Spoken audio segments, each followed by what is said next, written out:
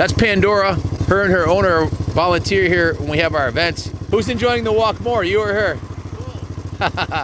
Awesome. Happy Thanksgiving. Guys, check it out. This is a class of 72, buddy. Honda SL350 on off-road enduro bike in the original metallic blue and gold paint job. Really cool piece with the aluminum fenders, front and rear. They don't make them like this anymore, that's for sure. Twin cylinder, 4-stroke, 2-in-2, dual exhaust. This one here is set up with some nice semi-knobby tires, and the motor was just completely rebuilt by Jeff Castine.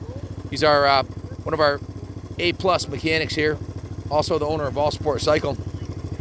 It's since been tuned and dyno tuned, rebuilt, and she's ready to rumble. Let me give you a quick demo.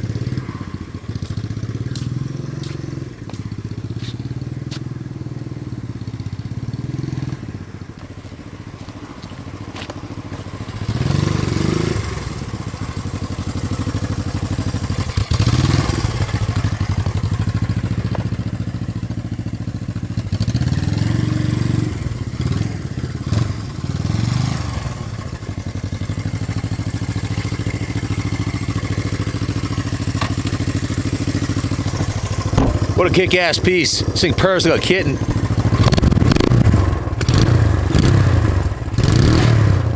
Motor's just been rebuilt, completely rebuilt. On-road or off, these things are a hoot. This new set of knobby tires hooks up really good on the loose dirt over there and pretty well in the grass and also on the street. It's a dual purpose on and off-road DOT approved tire. This one's not completely done. It's 99% done. A couple things we have left to do, but it's going to be cold and raining next week, and it's about 40 today, so we thought we'd take advantage of it and take it out and do a nice riding demo for you. The things we have yet to do is we're replacing the chain, the original chain, with a new gold chain, and that'll dress it up nice and give it another 10-20,000 miles. We're also putting a new gas cap latch on it, and also straightening out the kickstand because it leans over a little too far. Other than that, she's pretty much ready to go. This is another one that we got in pretty deep on, and for good reason. These are awesome bikes, and they'll run forever once you get them straightened out. And we had to go pretty far on this one, pretty deep on this one, so I'll go over the work order with you. It's an original paint, original aluminum fenders on this front and rear. You can see the date code of February 72. It's a 1972 model. The 72 had the chrome ears, the aluminum fenders, beautiful deep dark aqua blue with the yellow gold decals on the tank. Original bars, just a beautiful piece. I have the title, which is pretty rare for a 48-year-old motorcycle to have the title. We actually have a title, especially for on-off-road bikes. For some reason, we get a lot of them in.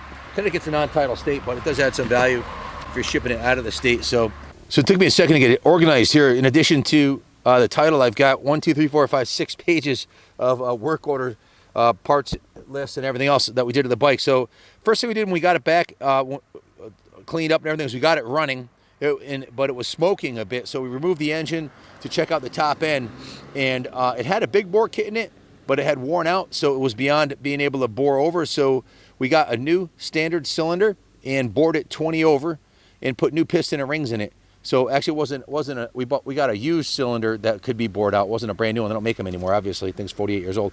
So we got a nice used cylinder and put a brand new fresh bore on it with a new piston and ring. They're NCS pistons by Niche Cycles. While it was apart, we also replaced the shift shaft and the shift shaft seal and the kicker seals, and replaced the ignition coil and the points. We set the timings in the points. So the parts, we put two new pistons in it, 2 ring sets. They're 20 over pistons and rings. The used cylinder block, obviously, again, we had to bore that out, 20 over. A set of new ignition coils, a new set of ignition points, a new top end gasket. So all the gaskets are new: base gasket, head gasket. The plugs are new. The front brake cable and the front brake shoe set. The front brakes were rebuilt. The let's see, the handlebar grips are new on it. The shift shaft was replaced. The shift lever has also been replaced.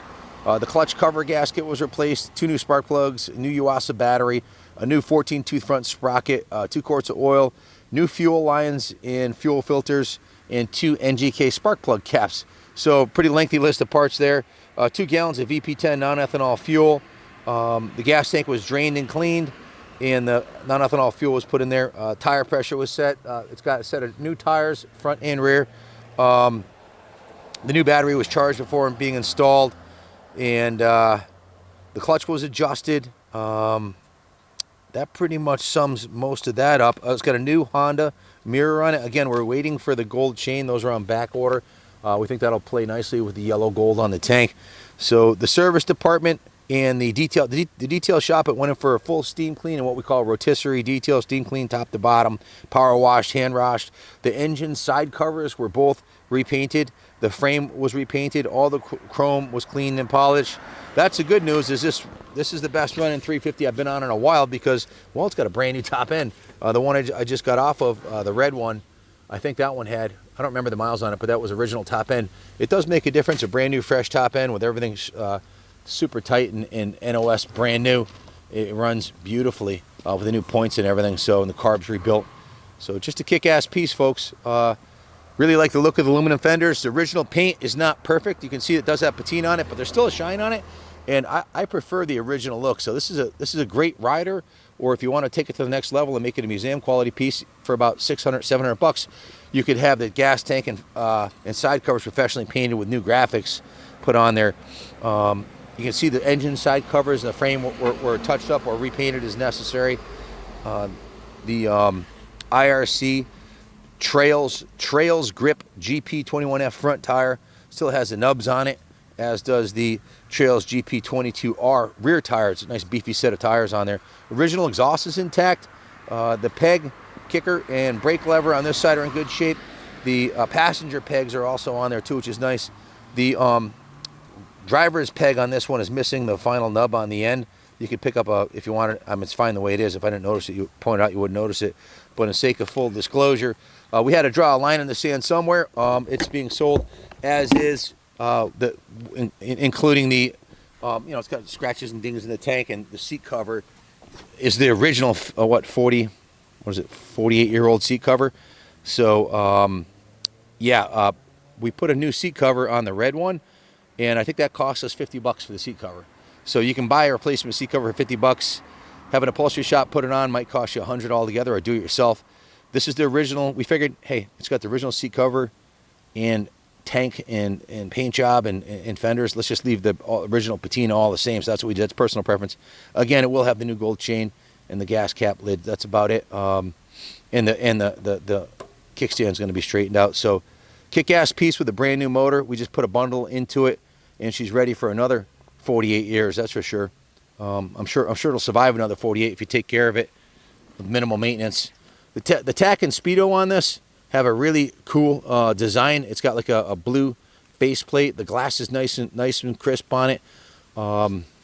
Has a tack and speedo, you can see, with the blue and orange, and everything looks nice and crisp on that. It does need a new speedometer cable. The speedometer cable is broken. It's showing 11,432 miles on it. It may have more. I don't know for sure, but probably not much more. Doesn't look like it was ever used off-road. There's no damage on the frame. Rails on the bottom here are nice and straight, and exhaust pipe looks to be in good shape too. No dents in the front of the pipes here. So that about sums it up. Kick-ass classic Honda that we put a shitload of time and money into it. Completely rebuilt the motor and completely detailed it, and it's got a nice set of new tires on it. So